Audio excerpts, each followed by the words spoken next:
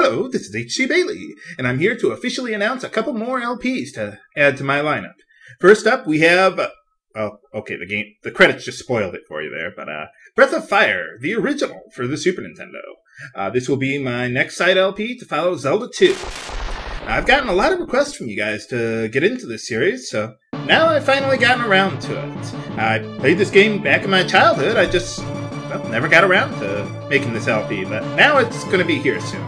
I just completed my first test run yesterday, and I am planning on working on a second one for next week for a test run. Now, just so you know, I am still thinking about Hex's Force. I'm certainly still interested in it, and I'm doing some research on it, but, well, it's going to take me a little while to do all that stuff, so I'm not ready to announce that yet, but I am thinking about that. Now, I know what you're thinking, viewers. H.C. Bailey, what happened to Final Fantasy VII? Well, at the time, I was intent on making that into an abridged side LP. I mean, I did all my research and started my test run, and I even got halfway through the Disc 1. But the more I looked at it, the more I realized that, well, I just really couldn't change that much. I mean, yeah, there's some things that I could ban, or some things I could have done more efficiently, but I think to really do the game justice, I'd probably have to do a full redo, and that game's just way too long for me to do something like that, especially when there's just no new content, no new retranslation or anything like that, unless I do a full remake. So, yeah, I'm not going to do it just to make a minor upgrade on the original LP, so. And with that, I'd also like to announce my next main Let's Play series to follow Disgaea. Chrono Trigger DS. Since Final Fantasy VII didn't work out for me, I decided to try redoing Chrono Trigger instead. Like Final Fantasy VII, I did minimal preparation for the original LP. I mean, I didn't even do a test run. I just didn't have the time back then. But also, you had the time limits and the file size limits back then, which really hurt the audio-visual quality. And, well, being one of my favorite games of all time, I thought Chrono Trigger deserved better. So when I started testing Chrono Trigger, I felt that the bonus content, or with the bonus content, I could at least guarantee some new content for the LP. Maybe tack on some new boss strategies and call it an abridged LP just like Final Fantasy VII. Even if I couldn't change that much, I would at least get something out of the test runs. But, well, unlike Final Fantasy VII, the more I played Chrono Trigger, the more I saw that I could do differently with the game. Not just boss fights and bonus content, but the random battles as well.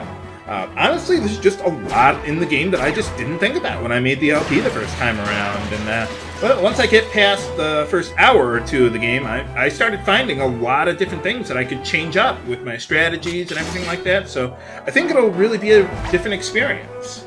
Not to mention, you've got a much cleaner translation than the Super Nintendo version, so the dialogue has a different feel to it, too. So I've decided that Chrono Trigger DS will be a full redo LP, just like Final Fantasy IV. I may consider cutting down on talking to every single NPC, particularly in the larger areas, but for the most part, I will be treating this as a completely new LP. I'm not sure how I want to handle the New Game Plus endings, but chances are I think I'd probably skip them this time around because I would think they're identical to the original, so I wouldn't have anything new to show there. Just so you know, I do plan on showing all of Specchio's forms, including his frog form that I missed in the original LP. Just so you know, I will not be going over the Arena of Ages in depth. I'll briefly show it off, but I have no plans to actually use it. I just think that it takes way too much time to actually be worthwhile in the game, and the wards, well, they're just too random to be a reliable source of upgrading equipment. So I'm just going to leave that alone.